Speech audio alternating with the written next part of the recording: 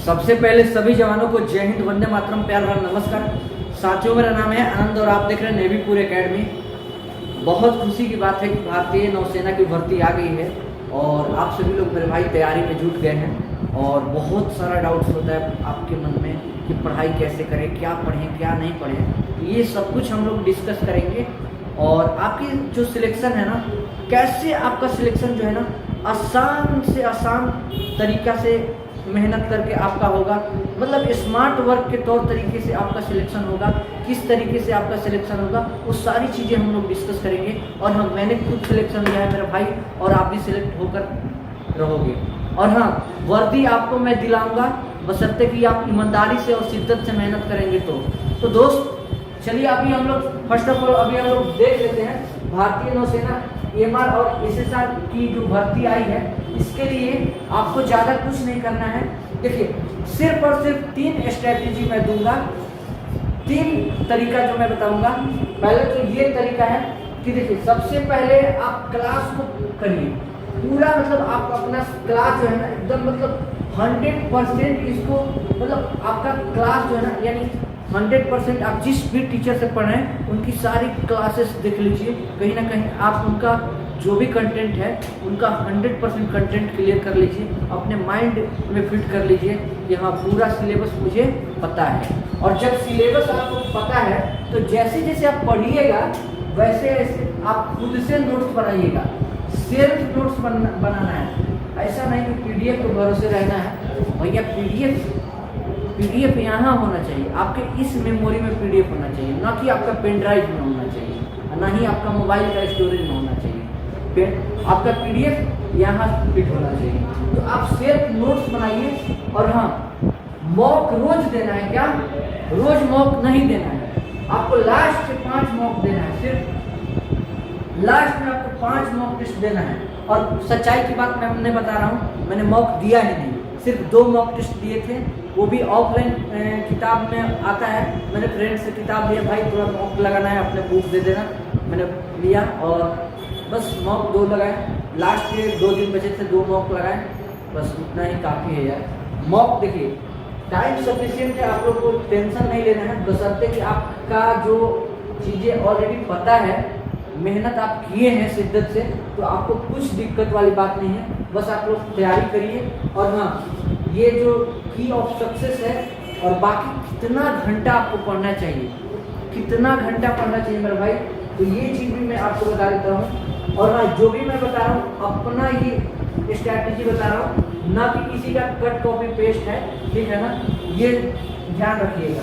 किसी का cut copy paste मैं नहीं बता रहा हूँ, ये जो भी स्ट्रैटेजी मैं शेयर कर रहा हूँ मैंने खुद अपने लाइफ में किया है। और हाँ, पहला चीज, जैसे नेवी एमआर वाले बच्चे हैं, नेवी एमआर वाले बच्चों का सिलेबस आपको पता है, मैथ, उसके बाद साइंस, उसके बाद जीके, ये 3 ही सब्जेक्ट हैं। तो नेवी एमआर वाले बच्चे कम से कम, अगर देखिए अगर घंटे के हिसाब से पढ़ते हैं ना तो आपका सिलेक्शन नहीं होगा मेरे भाई।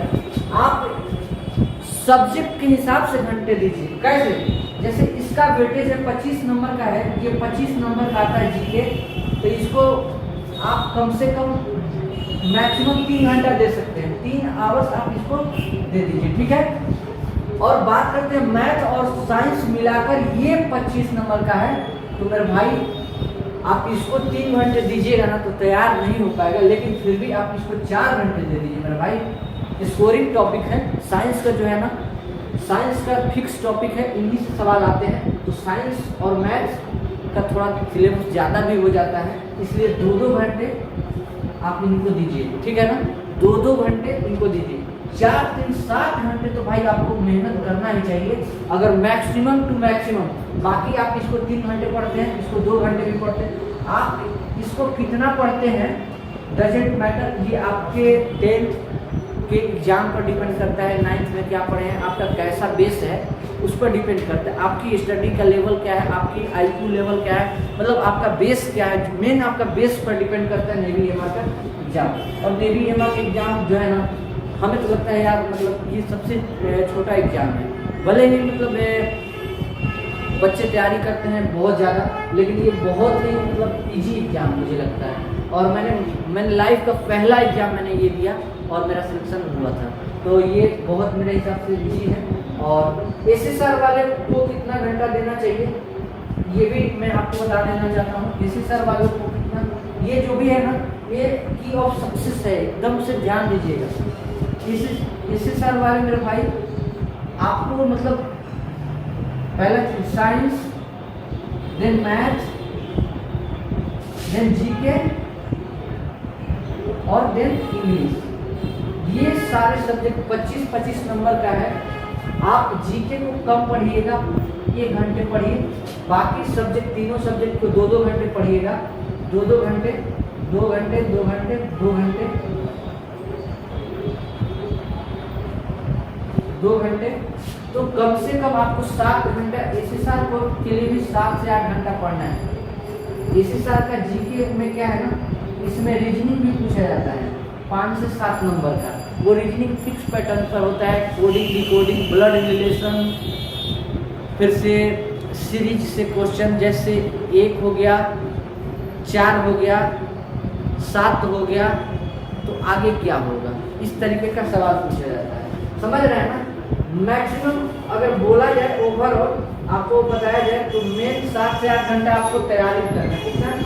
आपको 7 से 8 घंटा पढ़ाई करना है मिनिमम। आप कम से कम 4 से 5 घंटा पढ़ाई करेंगे ना, तभी नेवी एमआर या एसएसआर का एग्जाम आपका कवर होगा, एसएसआर हो या फिर एमआर का हो। और ऐसा कुछ भी नहीं है कि आप फॉर्म भर दीजिए आपका सिलेक्शन हो जाए, ऐसा कुछ नहीं है मेरे दोस्त। हलवा नहीं है कि चम्मच से उठा कर खा लेंगे और सिलेक्शन हो जाएगा। मेरे भाई पसीना पढ़ाने में जितना आता है ना, पढ़ने में तो और पसीना आता है। तो पसीना बहाइए ना दोस्त, क्या दिक्कत है आपको। तो देखिए कम से कम आपको 7 से 8 घंटा मेहनत करिए। और हाँ, ज़्यादा नहीं करना है, सिर्फ 1 महीना तो टाइम है, 1 महीना आप टाइम है, 1 महीना मेहनत करिए। अगला महीना आपका फिजिकल होगा, पीएफटी होगा, देन मेडिकल होगा, देन आपका सिलेक्शन होगा और ज्वाइनिंग होगी। और ज्वाइनिंग के बाद क्या होगा, ज्वाइनिंग के बाद तनख्वाह होगा, वर्दी होगी और क्या, वो तो भूल ही गए मेरे भाई, और आपकी वाली भी होगी। तो समझ गए ना, समझदार हैं बाकी आप। तो ये थोड़ा सा है मेन, आपको क्या क्या टॉपिक्स पढ़ना है, क्या क्या जैसे टॉपिक्स पढ़ना है। जैसे मान के चलिए जीके में क्या क्या पढ़ना है। जैसे जीके में पढ़ना होता है, पहला चीज डेज से सवाल पूछा जाता है, इंपॉर्टेंट डेज से सवाल पूछा जाता है। फिर से आपका नेशनल फैक्ट्स से सवाल पूछा जाता है, नेशनल फैक्ट यानी राष्ट्रीय चीज़ों पर चर्चा। जैसे कि हमारा देश का जो तिरंगा झंडा है, उसका जो चक्र होता है अंदर, उसके अंदर तिलियां कितनी होती है, इस तरीके का सवाल। या फिर हमारे तिरंगा झंडा का जो डिजाइन है किसने तैयार किया, राष्ट्रीय जलीय जीव क्या है, गंगा डॉल्फिन, इस तरीके का प्रश्न। यानी नेशनल फैक्ट्स, मतलब कहीं ना कहीं जो भी टॉपिक से सवाल आते हैं ना जीके में, 50-60 टॉपिक मैं लिख कर दूंगा और 50 से 60 टॉपिक मैं लिख कर दूंगा मेरे भाई।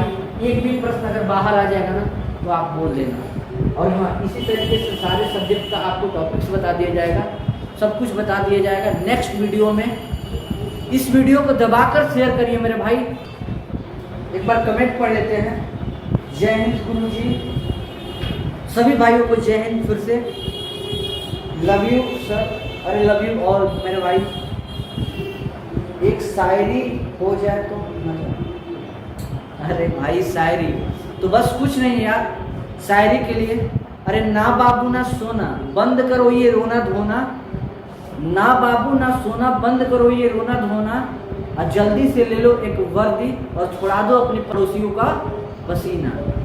तो ज़्यादा कुछ नहीं है, महीने दिन की बात है। आप तैयारी करिए और सिलेक्शन ले लीजिए, अपने माँ बाप का सपने को साकार करिए। और आपके अंदर जो कीड़ा है ना कि वाइट सफ़ेद वर्दी पहनने का, वो सपना साकार करिए। और हाँ, एक शिक्षक के रूप में, एक बड़े भाई के रूप में, एक मार्गदर्शक के रूप में मेरा भी छाती चौड़ा होगा जिस दिन आपका सिलेक्शन होगा। चलिए फिर मिलेंगे नेक्स्ट क्लास में। जय हिंद, वंदे मातरम।